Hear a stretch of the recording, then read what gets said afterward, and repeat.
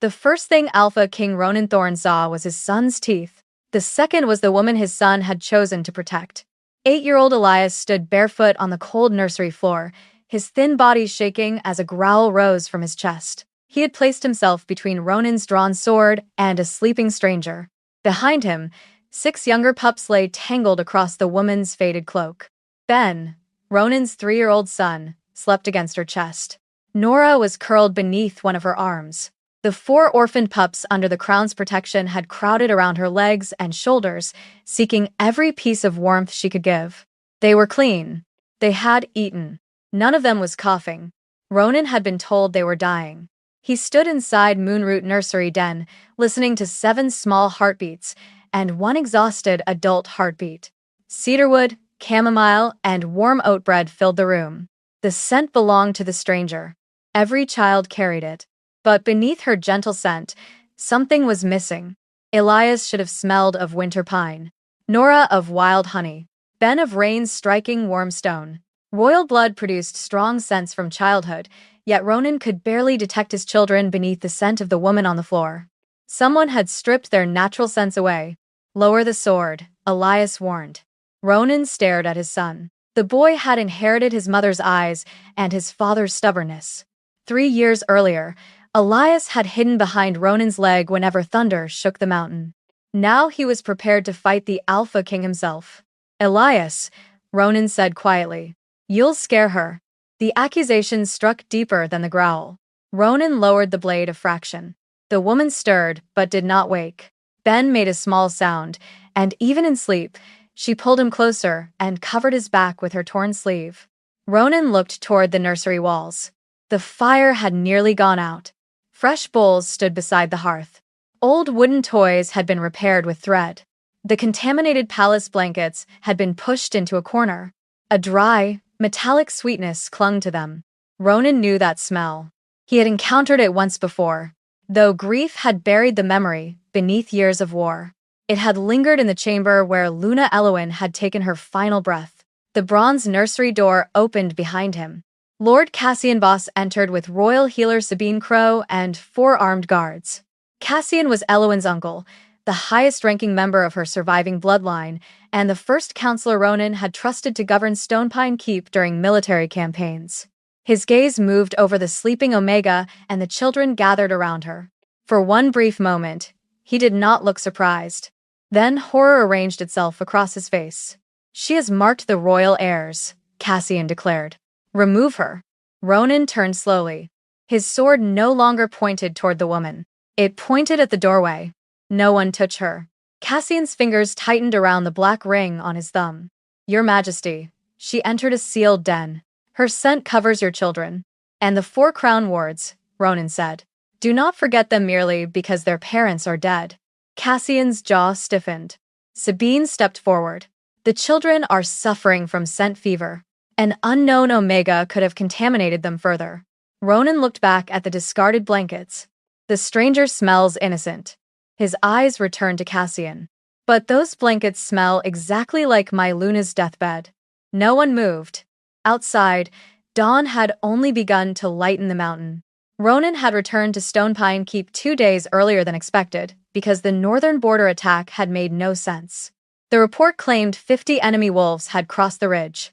Yet Ronan had found no blood, no bodies, no broken arrows, and no tracks beyond those belonging to his own soldiers. Someone had invented a war to pull him away from home. The palace gates had opened when he returned, but no one welcomed him. Guards lowered their eyes. Servants vanished into side corridors. 2 men stood outside Moonroot Den beneath a 5-day quarantine order carrying Ronan's seal. His reports had said the den had been closed for 3 days. The signature was his. The wording was not. Now he understood why everyone looked afraid. The woman on the floor slowly opened her eyes. For a moment, she stared at the sword, the guards, and the Alpha King standing above her. Then Ben coughed against her chest. She forgot everyone else. Her fingers moved beneath his jaw. She listened to his breathing and placed her palm against his forehead. Easy, she whispered. Slow breaths. Ronan watched her. She did not beg for mercy. She did not explain herself. Is his fever back? She asked. He is my son, The woman raised tired brown eyes to his face. I know.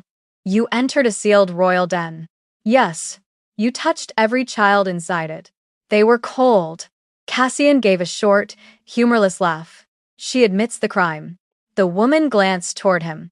If warming a freezing child is treason, the law may need a blanket. One guard lowered his head to hide a reaction. Ronan did not smile, but his sword lowered another inch. What is your name? Marin Vale. The name caused Nurse Ada, standing beyond the doorway, to make a frightened sound. Cassian's gaze sharpened. Ronan noticed both reactions. Tell me how you entered. Marin carefully shifted Ben onto the cloak. The child's hand remained wrapped around her finger. I deliver repaired linens to the outer chamber. 4 nights ago, I heard crying behind the service wall. The den was sealed, Sabine interrupted. The bronze entrance was sealed. The warming passage was left on a half-lock. Cassian's thumb rubbed over his ring. Who saw you? Ronan asked. Silence gathered among the guards. Ronan turned toward them. Answer. A young guard named Bram Cole stepped forward. I saw her open the service door, Your Majesty. And you did nothing? Bram swallowed.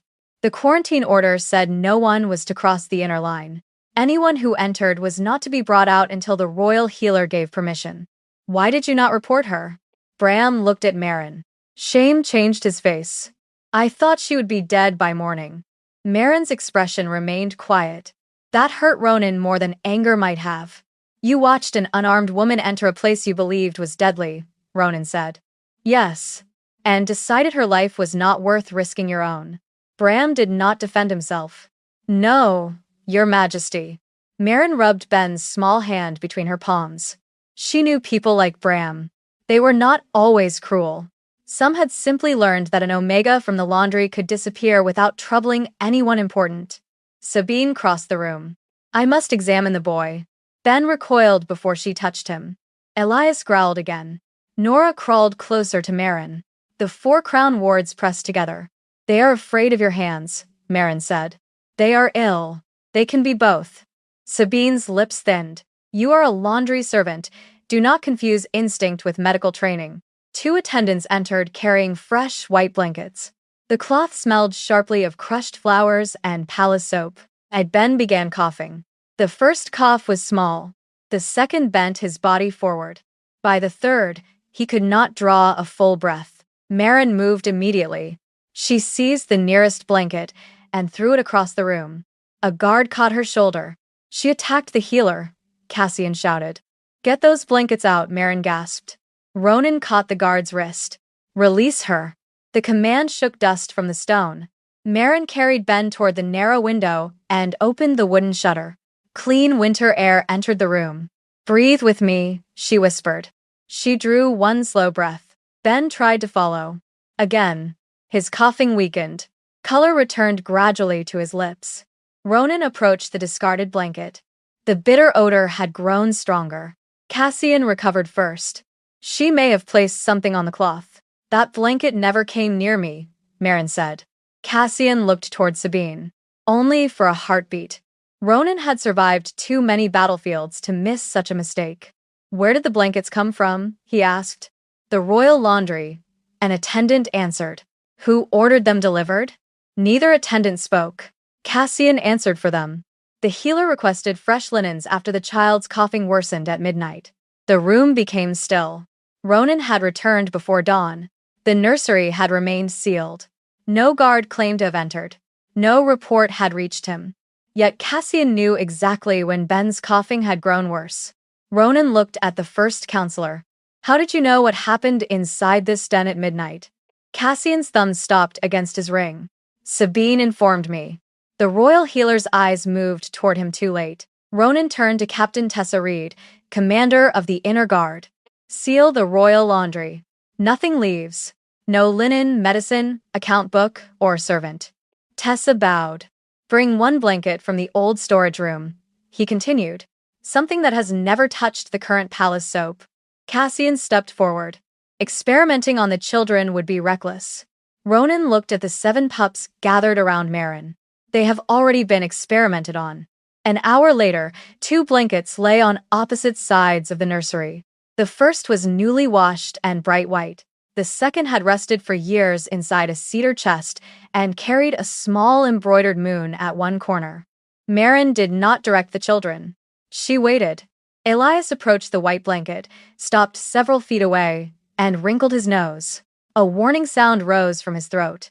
Rose, the youngest crown ward, began to cry and backed into Marin's side. Not one child touched the white cloth. When Ronan unfolded the older blanket, Milo crawled toward it. He smelled the worn fabric and rested his head on the embroidered moon. Nora followed. Within moments, 3 pups had curled across it. "The soap," Marin whispered. Sabine folded her arms. "Children reject unfamiliar scents." "It is not unfamiliar. That soap has been used on every blanket brought here." "Then your argument contradicts itself." "Not if the scent is hurting them." Ronan knelt beside the white fabric. Beneath the flowers and lye, the metallic sweetness remained. Marin approached, then stopped before touching it. Her face lost color. "What is it?" Ronan asked. "Ghost root," Sabine answered immediately. "That plant has been forbidden for decades." Every face turned toward her. Marin slowly raised her eyes. "I never said it was a plant." The healer froze. Nurse Ada Morrow was brought inside. The elderly woman had served Moonroot Den when Elowen was alive. She looked at Marin and seemed to see someone else. "Iris's daughter," she whispered. "You knew my mother?" Marin asked. Ada's eyes filled with shame. "I worked beside her." Ronan placed the contaminated blanket on a table. "What does ghost root do?" Ada's hands trembled. "In small amounts, it weakens the lungs and dulls a wolf's sense of family. Young pups stop recognizing their own scents." She looked at the children. "When that happens, they borrow the scent of whoever makes them feel safe." Ronan breathed in cedar, chamomile, and warm bread. Marin had not erased his children. She had given them something to hold on to after someone else stripped them away. "Why was this removed from the healer records?" he asked. "It was not removed at first," Ada said. "Iris wrote warnings after Luna Elowen became ill." Marin gripped the table. Cassian moved forward. "Grief changes memory." Ada flinched at his voice. Ronan stepped between them. "Continue." Iris believed the poison entered through the nursery linens. Before she could prove it, archive pages disappeared. Then the Luna died, and Iris was blamed. Marin remembered the small wooden box returned after her mother died in exile. The shawl inside had carried that same bittersweetness. She had believed it was the scent of cold rooms and loneliness. Now she understood. Someone had sent the poison away with Iris. Ronan ordered the nursery archive opened. Captain Tessa returned carrying a damaged leather ledger.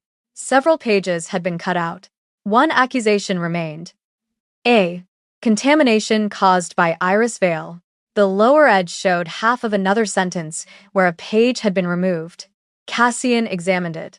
"The evidence is unfortunate, but clear." "No," Ronan said. "It is incomplete." He closed the ledger. "Until these records are examined, Marin remains under my protection." Sabine objected. Ronan silenced her with one look. "The children became ill under your care. They improved under hers." Cassian's voice hardened. "You would place royal blood in the hands of a laundry omega? I would place 7 children in the hands that kept them alive." Ronan stationed 4 guards who had sworn directly to him inside Moonroot Den. Ada remained with the children. Captain Tessa changed every lock. Ronan stayed as well. He called it an investigation. Marin suspected he was finally learning how little he knew about the lives he believed he had protected. She sat beside Milo and touched the bandage around his wrist. "I am going to lift this," she said. "You can tell me to stop." The orphaned boy nodded. Ronan watched from the wall. "You ask every time?" The healers held them down. They believed restraint was necessary. They made the children afraid before asking their bodies to heal. Ronan did not answer. Marin removed the bandage slowly. Milo flinched, and she stopped until he relaxed. Nothing was forced. She offered food instead of pushing it into closed mouths. She let the children smell medicine before accepting it. She showed both hands before touching anyone who looked frightened. The methods were simple. Their effect was not. Ronan stepped toward Milo. The boy stiffened. Marin nodded toward the floor. "Sit." The guards looked at her. No one ordered the Alpha King to sit. Ronan raised one eyebrow. You enter like an invading army, she explained. This is my nursery. And that is his fear. Ronan lowered himself to the stone. Milo watched him for a long moment, crept forward, and smelled the king's boot. Then he bit it. One guard made a choking sound. Ronan stared at the small teeth attached to his leather. Does he do that often? Only when someone enters like an invading army. The corner of Ronan's mouth moved. Milo released him and hid behind Marin. The humor vanished when Nora walked toward her father, carrying a wooden wolf Marin had repaired. Are you staying tonight? She asked. Yes. She studied him carefully. Marin stayed every night. I know. No, you didn't. Ronan's chest tightened. She heard us, Nora continued. Why didn't you? He had faced enemy kings without lowering his head. A question from his daughter nearly broke him. I was away. You are always away. Ronan could have spoken about borders, duty, and enemies beyond the mountain. Every explanation sounded empty beside a child who had cried behind a locked door. I should have been here, he said. Nora did not forgive him with words.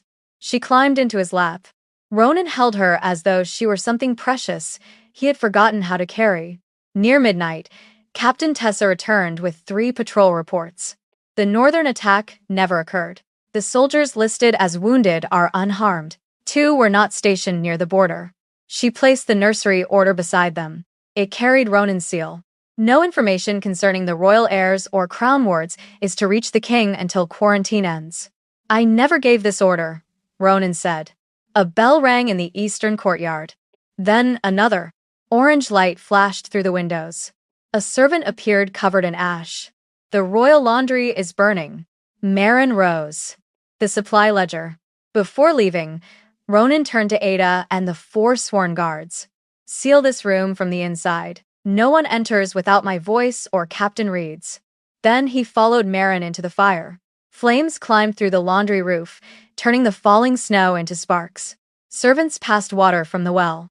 It disappeared into the blaze, without slowing it. Tessa caught Marin's arm. The lower floor is burning. The original supply records are kept there. You cannot enter.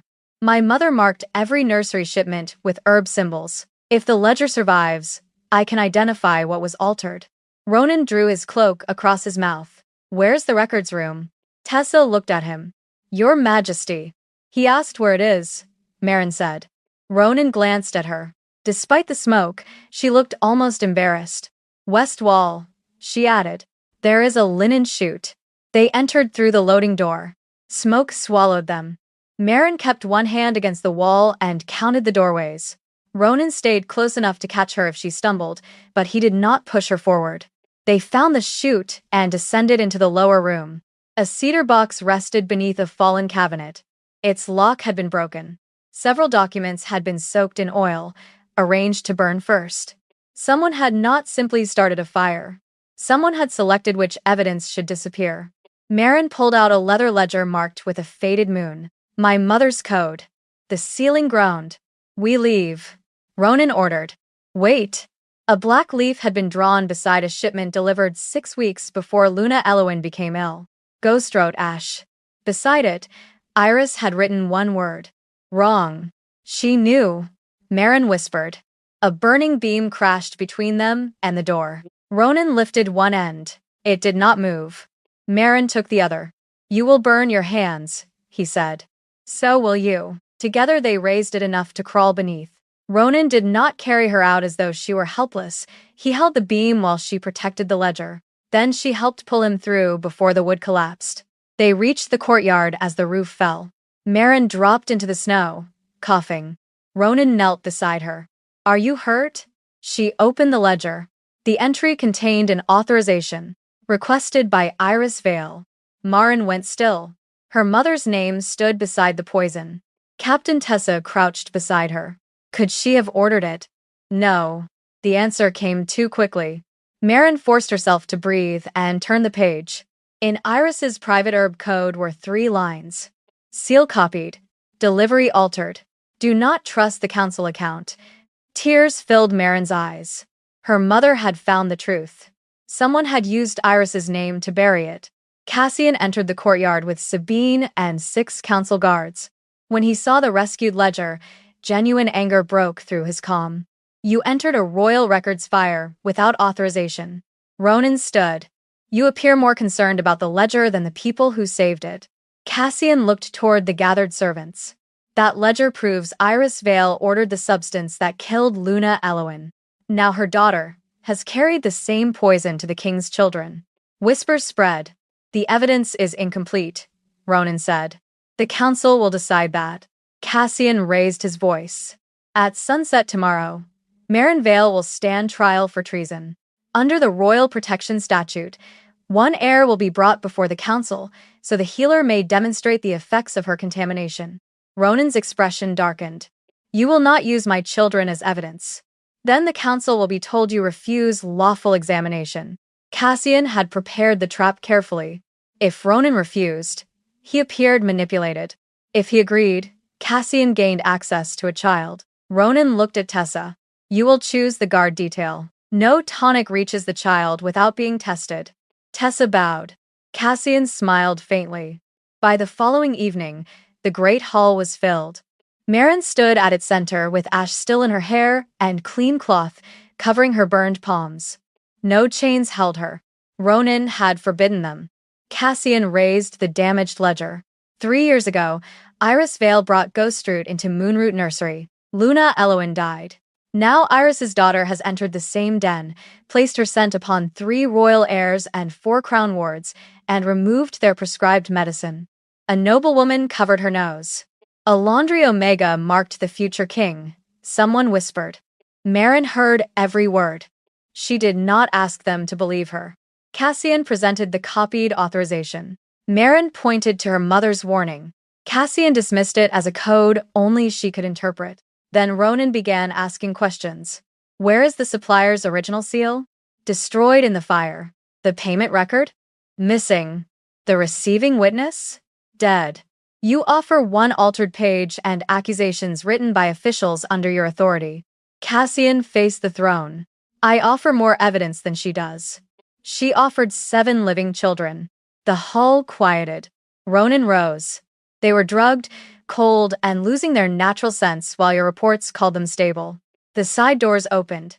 Ben was carried inside by a veiled nurse under Captain Tessa's guard. He had been chosen because he was the youngest royal heir and because Cassian insisted his symptoms were the most visible. Meryn smelled the tonic immediately. Bitter flowers beneath honey. Her body went cold. What did you give him? Sabine stepped forward. His prescribed dose. No. Ben coughed. Meryn moved toward him, but council guards blocked her. Put him down.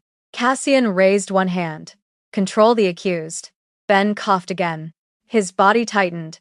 Ronan left the throne. Meryn forced her way past one guard and reached the child. Open the windows. Sabine caught Meryn's burned hand. Meryn cried out. Ronan seized the healer's wrist. Touch her again, and you answer to me. The entire council heard him. It was no longer private protection. Ronan had chosen truth over appearance before his kingdom. Cold air entered the hall. Meryn held Ben upright and guided his breathing. Ronan looked at Sabine. Bring me the tonic. The veiled nurse extended the bottle. Ronan held it toward Sabine. Drink it. Sabine's face emptied of color. A glass vial shattered beneath the council benches. Gray powder burst into the air. Torches died as guards kicked over a brazier. Bitter smoke rolled across the floor. Nobles screamed and rushed toward the doors. Meryn covered Ben's mouth with her sleeve. Someone struck her shoulder. 2 men wearing council guard uniforms tore Ben from her arms. She caught his cloak, but the fabric ripped. Ben. Ronan moved toward her voice, but a panicked crowd surged between them. Captain Tessa ordered the high windows opened while her soldiers dragged people away from the smoke. By the time the air cleared, Ben was gone. Meryn stood beside an open service door holding a torn piece of his cloak. Cedar and chamomile clung to the thread. Beneath it was Ben's fading scent. Rain on warm stone. They took him through the warming tunnels, she said. Ronan drew his sword. For the first time, he did not ask how she knew. Lead me. The tunnel beneath the great hall was narrow and wet. Rusted heating pipes disappeared through stone. Ghost roots scented the air. 8. Marin followed Ben's scent. Captain Tessa came behind them with a lantern. A strip of gray veil hung from a nail.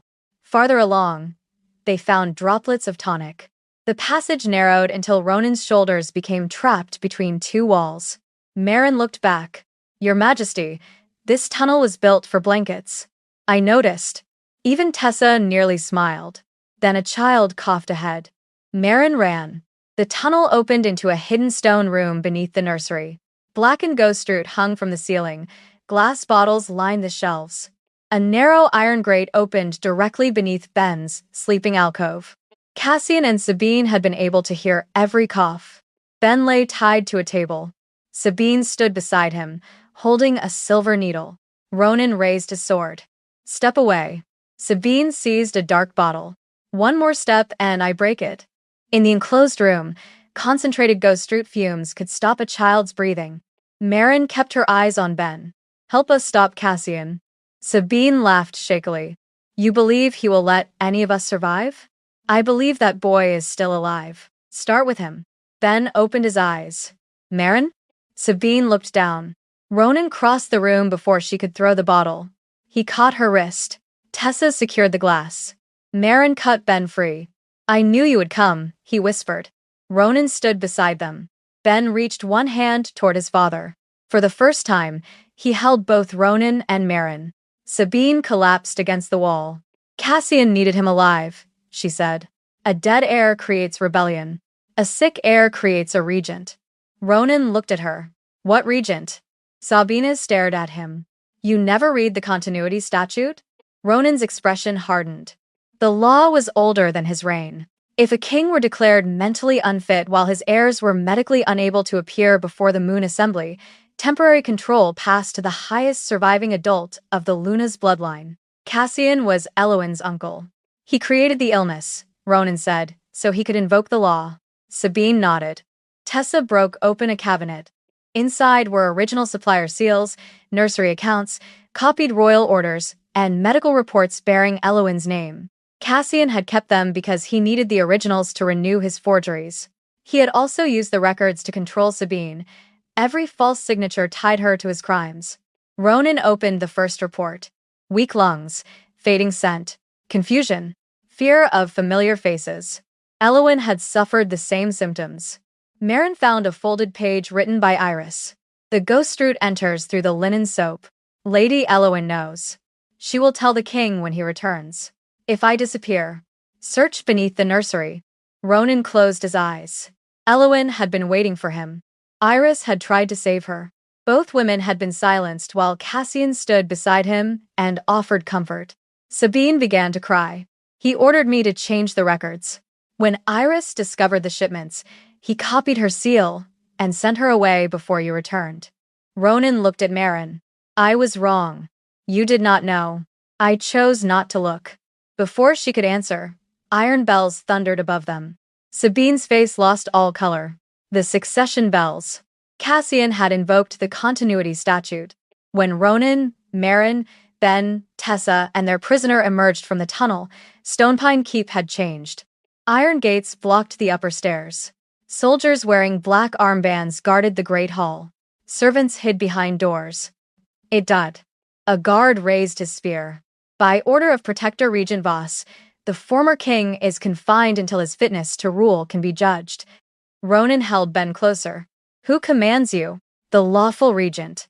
The words carried fear rather than conviction. Tessa drew her sword. The lawful king stands before you. Some guards lowered their weapons. Others did not. Marin saw how Cassian had taken the palace so quickly. He had spent years placing frightened men in important corridors. Ronan handed Ben to her. Take him somewhere safe. I am not leaving you. That was not an order. She met his eyes. I know. They entered the Great Hall together. Cassian stood before the throne wearing the silver chain of regency. The former king has returned, he announced. I did not surrender my crown, Ronan said. You abandoned a lawful hearing, threatened the royal healer, and followed an accused traitor into hidden tunnels. The heirs are too ill to appear, and your judgment has been compromised. Ben lifted his head from Marin's shoulder. I am here, he said weakly. A murmur passed through the hall. Captain Tessa threw the false border reports onto the council table. The attacks were invented. The same clerk forged 3 commanders' signatures. He was paid through House Voss. Cassian barely looked down. Captain Reed has chosen personal loyalty over law. No, Tessa replied. I chose truth over your salary. Several guards shifted. Cassian saw it. Arrest them. Half the soldiers moved. The other half remained still. Steel filled the hall. The eastern doors opened. Elias entered with Nora and the 4 crown wards. Ada stood behind them. With the 4 guards Ronan had sworn to the nursery. Cassian's men had attempted to seize the children, and Ada had brought them through the west passage to the only place where their father could protect them. Elias raised his face and howled. Nora answered. The 4 wards joined them. Ben lifted his head from Marin's shoulder and added his voice. 7 young howls traveled through Stonepine Keep. The palace guardian wolves responded from the courtyard. 1 howl became 10. 10 became hundreds. The doors shook. Cassian's fear finally showed. He pulled a black vial from beneath his robe and threw it toward Marin and the children. Ronan moved in front of them. He caught the vial in his cloak. The glass broke inside the heavy fabric. Marin tore the cloak from his shoulders before the liquid reached his skin. Tessa kicked it toward the open windows, and guards flooded the area with clean snow. Cassian seized Marin's wrist. You should have died in that den. Ronan struck his hand away and stepped onto the council platform. My absence allowed this betrayal, he said. My grief made me trust reports instead of looking into my children's faces. That failure belongs to me. Cassian laughed. You admit you are unfit. No. I admit I was wrong. Ronan looked across the hall. A weak ruler hides his mistakes. A true ruler repairs them. Black armbands began falling to the floor. Cassian backed toward the throne. Elowyn tried to destroy everything too, he shouted. She should have stayed silent. The hall became silent. Ronan's face changed. Cassian had revealed what only Elowyn's killer could know. 3 nights later, after independent healers from 2 neighboring packs verified the ghost root samples and royal clerks confirmed the forged seals, the Moon Assembly gathered in the open courtyard. Warriors stood beside servants. Nobles shared the same cold stones as laundry workers and stable hands. No one was permitted to hide behind rank. Cassian stood in silver restraints.